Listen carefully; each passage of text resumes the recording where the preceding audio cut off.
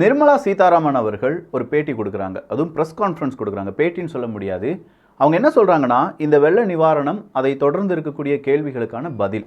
தேசிய பேரிடராக இதை அறிவிக்க முடியுமா, அறிவிக்க முடியாதா அப்படிங்கிற கேள்வி. 6000 ரூபாய் தமிழக மக்களுக்கு கொடுக்குறாங்களே, அது போதுமா, இல்லை அதை விட கூடுதலான தொகையை கொடுக்க வேண்டுமா? அடுத்ததா, சென்ட்ரல் கவர்மெண்ட் ஸ்டேட் கவர்மெண்ட்டுக்கு தேவையான இன்ஃபர்மேஷனை தந்தாங்களா, தரலையா? ஏன்னா ஸ்டேட் கவர்மெண்ட் மு க ஸ்டாலின் அவர்கள்லேருந்து எல்லாருமே சொல்கிறது, எங்களுக்கு போதுமான தகவல் தரல, வானிலை ஆராய்ச்சி மையம் எங்களுக்கு இந்த மாதிரி கனமழை பெய்யும் அப்படிங்கிற தகவலை ரொம்ப லேட்டாக தந்துட்டாங்க அப்படின்னு சொன்னாங்க. இப்படி காரசாரமான ஒரு கேள்வி பதிலாக அந்த ப்ரெஸ் கான்ஃபரன்ஸ் அப்படிங்கிறது இருந்துச்சு. இதில் நெகட்டிவாக எனக்கு தோணுது என்னென்னா, நிர்மலா சீதாராமன் அவர்கள் இந்தியாவுக்கு பொதுவான ஒரு அமைச்சராக இருக்காங்க. அப்படி இருக்கக்கூடிய அந்த அமைச்சர் அவங்க இவ்வளோ டெம்ப்டாக இவ்வளோ கோபமாக பேச வேண்டிய காரணம் என்ன அப்படிங்கிறது தெரியல. ஃபர்ஸ்ட் திங், அவங்களுக்கும் டிஎம்கேக்கும் ஈகோ கிளாஷஸ் இருந்திருக்கும். உங்கள் அப்பா வீட்டு சொத்தா அப்படிங்கிறது இப்போ பல முறை நிர்மலா சீதாராமன் அவர்கள் அந்த வார்த்தையை பயன்படுத்தினாங்க. ஸோ ஒரு ஈகோ கிளாஷ், ஒரு ஈகோவை அவங்க டச் பண்ணியிருக்காங்க, டிஎம்கே டச் பண்ணியிருக்காங்க அப்படிங்கிறது தெரியுது. பட் ப்ரெஸ் கான்ஃபரன்ஸ்லையும் அவங்க அவ்வளோ கோபமாக இல்லை ரொம்ப ஆக்ரோஷமாக பேசின மாதிரி இருந்துச்சு. அதை கொஞ்சம் தவிர்த்திருந்தாங்கன்னா இன்னும் கொஞ்சம் இது நிறைய மக்களை சென்றடைந்திருக்கும். ஸோ தேசிய பேரிடராக இதை அறிவிக்க முடியாது அப்படின்னு சொல்லிட்டாங்கன்னு சொல்லி நியூஸ் கார்டை போட்டு நம்ம ஆட்கள் இப்போ ட்ரெண்ட் பண்ணிட்டு இருக்காங்க. ஆனால் அவங்க சொன்ன விளக்கம் என்ன, அதில் உண்மைத்தன்மை என்ன அப்படிங்கிறது தான் இந்த ஒரு பதிவு வழியாக பார்க்க போகிறோம். இது ஆழமான அரசியல் சதுரங்கம்.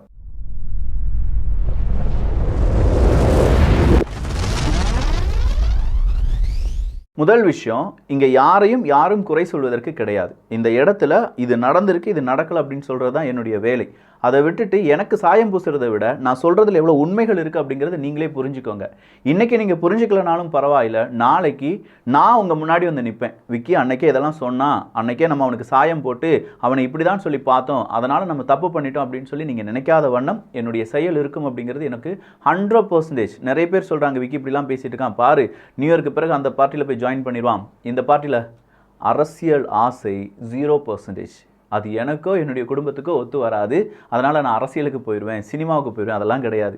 கடைசி வரையும் இல்லையா யூடியூப்பில் குப்பை கொட்ட முடிஞ்சால் குப்பை கொட்டுறேன், இல்லையா நான் படித்த படிப்பு இருக்குது, நான் செய்யணும்னு நினைக்கிற நிறைய தொழில்கள் இருக்குது, அந்த தொழிலை பார்த்துட்டு போயிட்டே இருப்பேன். ஸோ முதல் விஷயம், 50 சென்டிமீட்டர் பெய்ய வேண்டிய மழை வருடத்தில் ஒரே நாளில் பெய்தது காரணமாக தென் தமிழகத்தில் மிகப்பெரிய அளவில் ஒரு பெரிய பிரச்சனையை ஏற்படுத்தியிருக்கு. அங்கே மக்கள் வாழ்வாதாரத்தை இழந்திருக்காங்க. அங்கே இருக்கக்கூடிய மக்கள் மிகப்பெரிய அளவில் அவங்களுடைய உடைமைகளை இழந்திருக்கிறார்கள் அப்படின்னு சொல்கிற ஒரு செய்தியை நாங்களும் கேட்டோம். எங்களுக்கு 18ஆம் தேதி இன்டிமேஷன் வந்துருச்சு. உடனே 9 ஹெலிகாப்டர் அப்படிங்கிறது உடனே அவங்க என்ன செஞ்சுருக்காங்க, அமித்ஷா அவர்களுடன், உள்துறை அமைச்சர் அமித்ஷா அவர்களுடன் பேசி, ஹோம் மினிஸ்டர்கிட்ட பேசி அதற்கான நடவடிக்கை எடுக்க வேண்டும் அப்படின்னு சொல்லி விரைந்து நடவடிக்கை எடுப்பதற்காக கோஸ்ட்கார்டாக இருக்கட்டும், கடலோர காவற்படை கோஸ்ட்கார்டு, அடுத்ததாக கப்பற்படை, அடுத்ததாக நம்முடைய விமானப்படை, இது இந்த நேஷனல் டிசாஸ்டர் ரிலீஃப் டீம் அப்படின்னு சொல்கிற இவங்க எல்லாத்தையுமே அனுப்பியிருக்காங்க. அதில் 9 ஹெலிகாப்டர் அப்படிங்கிறது கிட்டத்தட்ட ஒரு ஹெலிகாப்டர் 70 சோர்ட்டிஸ் வச்சு அங்கே இருக்கக்கூடிய மக்களை காப்பாற்றியிருக்காங்க. அப்படி இந்த சென்ட்ரல் கவர்மெண்ட் மற்றும் அங்கே இருக்கக்கூடிய காவல்துறை அதிகாரிகள் எல்லாராலையும் காப்பாற்றப்பட்ட மனிதர்களுடைய எண்ணிக்கை 42,000க்கும் அதிகம் அப்படின்னு சொல்லியிருக்காங்க. உயிரிழந்தவர்கள் 21ஆம் தேதி டிசம்பர் வரை அவங்களுக்கு கிடைச்சிருக்கிற தகவலின் அடிப்படையில் 32 நபர்கள் அப்படின்னு சொல்லியிருக்காங்க.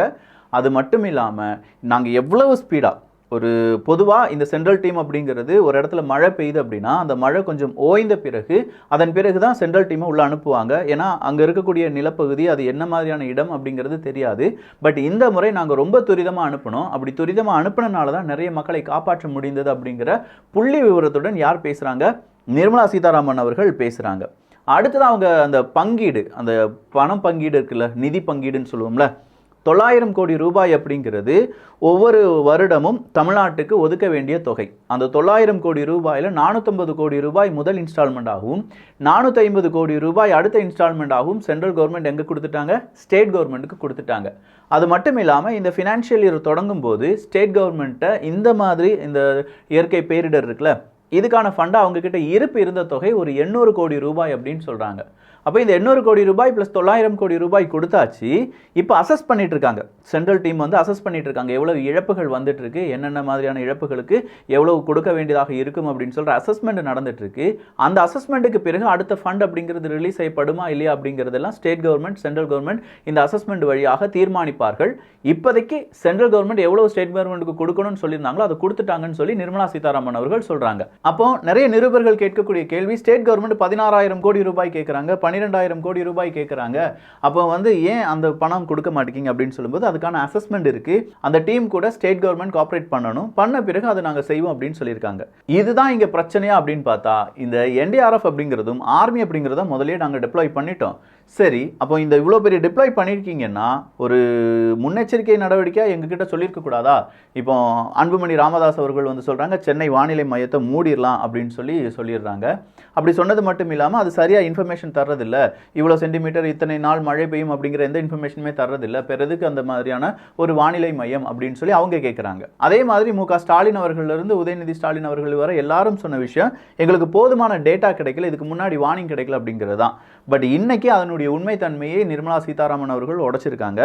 12ஆம் தேதியே இவங்களுக்கு ஒரு வார்னிங் போயிருக்கு. இந்த தென் மாநிலங்களுக்கு, மாவட்டங்களுக்கு, இந்த 4 தூத்துக்குடி, தென்காசி, திருநெல்வேலி, கன்னியாகுமரியில வந்திருக்கக்கூடிய மழை வெள்ளத்தை பத்தி மெட்ரோலாஜிக்கல் சென்டர் 12ஆம் தேதி டிசம்பரே தகவல் கொடுத்திருக்காங்க. 16, 17ஆம் தேதி வாக்குல தீவிரமான மழை தென் மாவட்டங்கள்ல வருங்கிறத 12ஆம் தேதி கொடுத்திருக்காங்க. 15, 16, 17 இந்த காலகட்டத்தில் ரொம்ப தீவிரமான அதிதீவிரமான மழை பெய்யும் அப்படிங்கிறத யாருக்கு கொடுத்திருக்காங்க?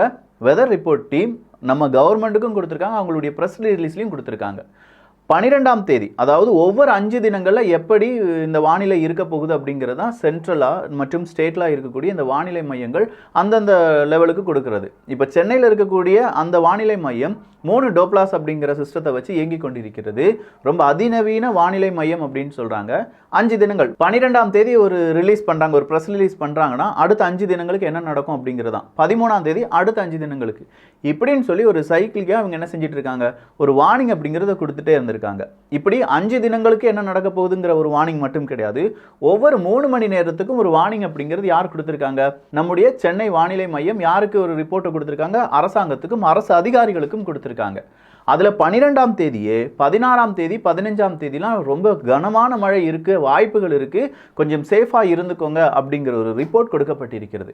அது ரிப்பீட் பண்ணியிருக்காங்க. 13ஆம் தேதி கொடுத்த ரிப்போர்ட்லையும் இருக்கு, 14ஆம் தேதி கொடுத்த ரிப்போர்ட்லையும் இருக்கு, 15ஆம் தேதி கொடுத்த ரிப்போர்ட்லையும் இருக்கு. 16ஆம் தேதியில் கொடுத்த ரிப்போர்ட்ல ஆரஞ்சு அலர்ட்டை கொடுத்தே ஆகணும் அப்படின்னு சொல்லி அதையும் அவங்க மென்ஷன் பண்ணியிருக்காங்க. அப்போ இவ்வளவு விஷயங்கள் செய்த பிறகும் கொடுத்த பிறகும் நீங்க ஏன் துரித நடவடிக்கையில் ஈடுபடவில்லை தமிழக அரசாங்கமே அப்படிங்கிற கேள்வியை நிர்மலா சீதாராமன் அவர்கள் கேட்குறாங்க. அப்போ ஒரு நிருபர் கேட்குறாரு, இல்லை இத்தனை சென்டிமீட்டர் மழை பெய்யும், இவ்வளோ நாள் நிற்கும் அப்படின்னு சொல்லி உங்களால் ஏன் இன்னும் கொடுக்க முடியல அப்படின்னு கேட்குறாங்க. அதாவது 20 சென்டிமீட்டர் 2 தினங்களாக இந்த மழை பெய்யும் அப்படின்னு ஏன் கொடுக்க முடியலன்னு கேட்கும்போது, சார் அக்யூரேட்டாக கொடுக்கறதுக்கு சயின்டிஃபிக் டேட்டா எல்லாமே அவங்க கிட்ட இருக்கு. நாங்கள் என்ன கேட்குறோன்னா 4000 கோடி ரூபாய் நேராக சென்னை பெருவெள்ளத்துக்கு வராங்க. ஏன்னா சென்னை பெருவெள்ளத்தை பற்றியான செய்திகளும் கேள்விகளும் அதில் இருந்துச்சு. 4000 கோடி ரூபாய் நாங்கள் செலவு பண்ணிட்டோம் அப்படின்னு சொன்னாங்க. அதாவது 92% நாங்கள் செலவு பண்ணிட்டோம்னு சொன்னாங்க. பெருவெள்ளம் வந்த பிறகு மக்கள் கோபப்பட்ட உடனே அது 42% தான் வேலை முடிஞ்சிச்சுன்னு சொன்னார் அங்கே இருக்கக்கூடிய ஒரு அமைச்சர். இப்படிப்பட்ட அமைச்சரை வச்சு இன்ச் பை இன்ச்சா, சென்டிமீட்டர் பை சென்டிமீட்டரா நாங்கள் டேட்டா கொடுத்துருந்தா அவங்க அப்படியே எல்லாம் செஞ்சு முடிச்சிருப்பேன்னு சொல்றதை எப்படி உங்களால் நம்ப முடியுது? 4000 கோடி ரூபாய் செலவழிச்சு அதுல 92% மொத்தம் செலவழிச்சிட்டாங்க.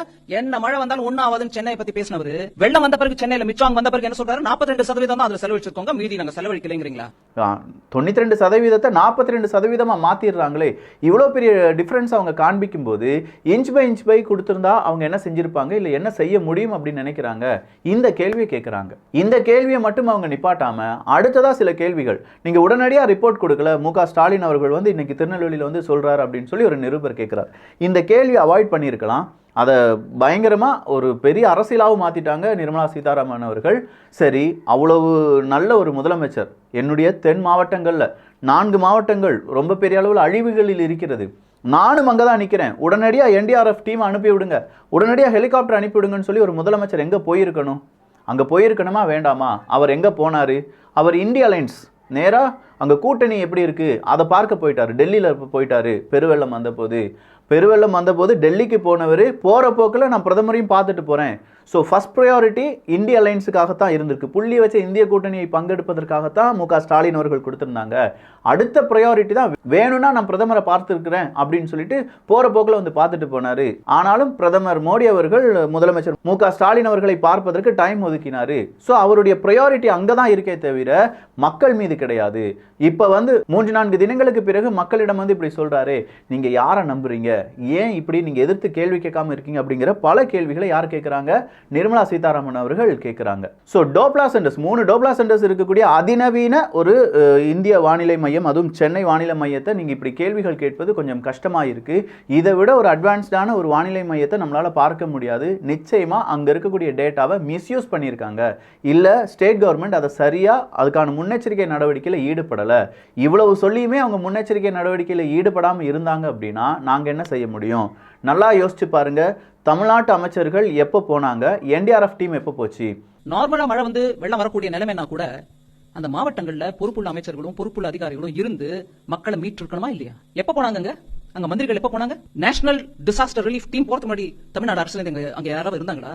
இல்லீங்களே. பொதுவா இந்த சென்ட்ரல் கவர்மெண்ட் ஒரு டீம் அவங்க போறதுக்கு முன்னாடியே அங்க இருக்கக்கூடிய அமைச்சர்கள், அங்க இருக்கக்கூடிய கவுன்சிலர்ஸ், அங்க இருக்கக்கூடிய எம்எல்ஏக்கள் அங்க போகணும். அவங்கவுங்க தொகுதியில் என்ன நடந்திருக்கு அப்படிங்கிறத பார்க்கணும்ல. ஆனா யாருமே இல்லை. ஃபஸ்ட்டு மீட்பு குழு போகுது, அதுவும் சென்ட்ரல் கவர்மெண்ட்டுக்கு மீட்பு குழு போகிறாங்க.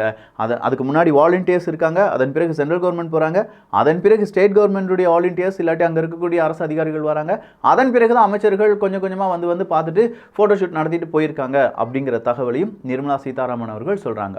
இதில் ஒரு வார்த்தையை அவங்க கேட்குறாங்க. 6000 ரூபாய் ஒவ்வொரு மனிதர்களுக்கும் கொடுக்குறாங்க, அந்த பணம் போதுமானதா அப்படின்னு சொல்லி கேட்குறாங்க. அதுக்கு நிர்மலா சீதாராமன் அவர்கள் கேட்குறாங்க, 6000 ரூபாய் போதுமா போதுமில்லையா அப்படிங்கிறத என்னால் டிசைட் பண்ண முடியாது. அவங்க கொடுக்குறாங்க, ஆனால் யாருக்கு கொடுக்குறாங்க அப்படிங்கிறத ஒரு கேள்வியாக கேட்குறாங்க. உண்மையிலேயே அவங்க இந்த பெருவெள்ளத்தால் பாதிப்படைஞ்சவங்களுக்கு நான் 6000 ரூபா கொடுக்குறேன்னு சொன்னால் அதை அவங்களுடைய அக்கௌண்ட்டில் போட்டுட்ருக்கலாமே.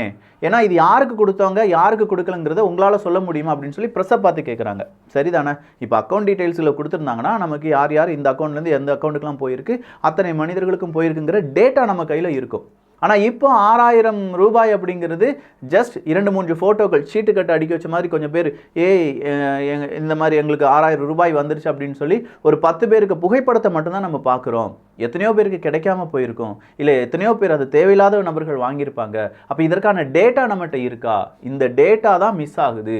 இந்த டேட்டா இல்லைன்னா நிச்சயமாக வரும் காலத்துலையும் நம்மளால் எதுவும் செய்ய முடியாது அப்படிங்கிறாங்க. அடுத்ததாக 2015 அம்பத்தூர், அது வந்து ரொம்ப முக்கியமான ஏரியா. அங்கே இருக்கக்கூடிய நிறுவனங்கள் எல்லாரும் சேதமடைந்தது. அந்த நேரத்திலே இன்சூரன்ஸ் நிறுவனங்கள் எல்லாத்தையும் நாங்கள் அனுப்பி வச்சோம்.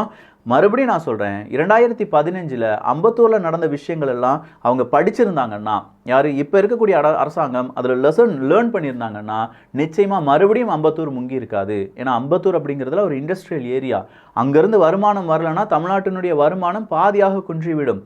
அந்த நினைப்பு கூட இல்லாமல் 2015 எந்த விதமான லெசனும் அவங்க லேர்ன் பண்ணாமல் இந்த வருடமும் புயலை கையாண்டிருக்கிறார்கள் அப்படிங்கிற ஒரு குற்றச்சாட்டையும் நிர்மலா சீதாராமன் அவர்கள் வச்சுருக்காங்க.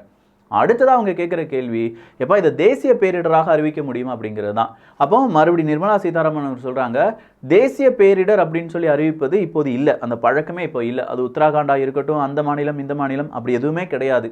ஸ்டேட் கவர்மெண்ட் நினைச்சா அதை இயற்கை பேரிடராக அறிவிக்கலாம். அப்படி அறிவிக்கணும்னா அதுக்கும் 12 கொஞ்சம் என்ன கொடுத்துருக்காங்கன்னா terms and conditions central government இருந்து கொடுத்துருக்காங்க.